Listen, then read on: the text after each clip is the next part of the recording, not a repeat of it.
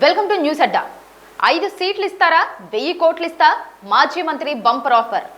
సాధారణంగా రాజకీయాల్లో పార్టీ అగ్రనాయకులు ఆశావాహులకు ఆఫర్లు ఇస్తుంటారు. కానీ తెలంగాణకు చెందిన 100 కోట్ల వ్యాపారాలు నిర్వహిస్తున్న ఒక మాజీ మంత్రి ఏకంగా ఢిల్లీ బీజేపీ పెద్దలకు బంపర్ ఆఫర్ ఇచ్చారు. తమ కుటుంబంలో 5గురికి ఎంపీ, ఎమ్మెల్యే టికెట్లు ఇస్తే ప్రతిగా పార్టీకి 1000 కోట్లు సమర్పించుకుంటానని ఆఫర్ ఇచ్చినట్లు ఢిల్లీ రాజకీయ వర్గాల్లో పెద్ద ఎత్తున చర్చలు సాగుతున్నాయి. ఈ ఆఫర్ విన్న బీజేపీ పెద్దలు నోరెళ్లబెట్టారని ఆ చర్చల సారాంశం. ఈ ఆఫర్ను అంగీకరిస్తారా లేదా అనేది వచ్చే ఎన్నికల నాటికి కానీ తెలియదు. కానీ ఢిల్లీ మీడియా, రాజకీయ వర్గాల్లో మాత్రం ఇది హాట్ టాపిక్ గా మారింది. అది తెలంగాణ రాజకీయ వర్గాల్లో సైతం తీవ్ర చర్చనీయాంశంగా మారింది. వివిధ వ్యాపారాల్లో ఉన్న ఆయన తెలంగాణ ప్రత్యేక రాష్ట్రంగా ఆవిర్భవించిన తర్వాత రాజకీయాల్లోకి ప్రవేశించారు. అప్పట్లో ఒక ప్రాంతీయ పార్టీ నుంచి టికెట్ సాధించేందుకు నానా తంటాలు పడ్డారు. ఆ పార్టీ నుంచి బీఫామ్ పొందేందుకు 50 కోట్లు సమర్పించుకున్నారని అప్పట్లో వార్తలొచ్చాయి. ఎన్నికల్లో గెలిచిన తర్వాత అనేక పదవులు కూడా చేపట్టారు. మంత్రిగా సైతం పనిచేశారు. ఇప్పుడు ఆ ప్రాంతీయ పార్టీతో తేడా కొట్టిన ఆ నాయకుడు ప్రస్తుతం పక్క పార్టీల్లో సీట్ల కోసం అన్వేషిస్తున్నారు అన్న చర్చలు వినిపిస్తున్నాయి. వాస్తవానికి ఆయన కుటుంబంలో ఇప్పటికే ప్రజాప్రతినిధులు ఉన్నారు. కానీ ఆయన మనసంతా ఆ సంఖ్యను పెంచుకోవడంపై ఉందనే అభిప్రాయాలు వినిపిస్తున్నాయి.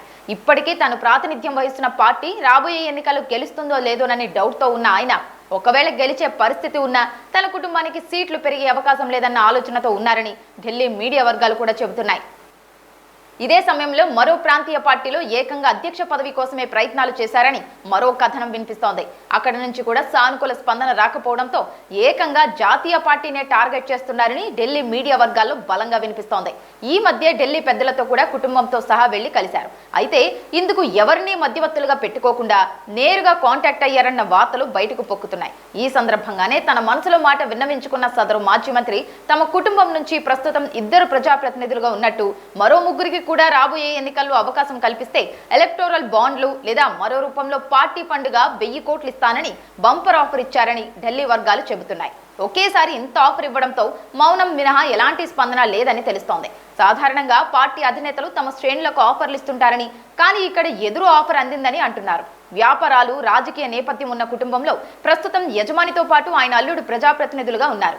రాష్ట్రంలో కాంగ్రెస్ అధికారంలోకి వచ్చిన తర్వాత తన ప్రభ తగ్గిపోవడం ఆయనకు సుతరాము ఇష్టం ఉండటం లేదని అంటున్నారు. పైపెచ్చు తన వ్యాపార సామ్రాజ్యానికి కాంగ్రెస్ ప్రభుత్వం నుంచి ఇబ్బందులు లేకుండా చూసుకునే క్రమంలోనే తాజా ప్రయత్నాలని రాజకీయ వర్గాలు అంచనా వేస్తున్నాయి. బీజేపీ నుంచి సీట్లు దక్కించుకుంటే పదవులతో అధికారం చెలాయించవచ్చు అనేది ఆ నేత అభిప్రాయంగా ఉందని సన్నిహితులు చెబుతున్నారు. అదనంగా వచ్చే 3 సీట్లలో సొంత కుటుంబంలోనే పంపిణీ చేసుకునే ఆలోచనలు ఉన్నట్టు తెలుస్తోంది.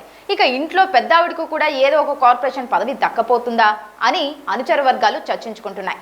పార్టీ ఫండ్ కోసమే 1000 కోట్లు ఇచ్చేందుకు సిద్ధపడ్డారంటే ఇక ఎన్నికల్లో గెలుపు కోసం 5 సీట్లకు గాను ఒక్కో సీటుకు కనీసం 500 కోట్ల వరకు ఖర్చు పెట్టుకోగల సామర్థ్యం ఆయనకు ఉందని రాజకీయ వర్గాలు అంటున్నాయి.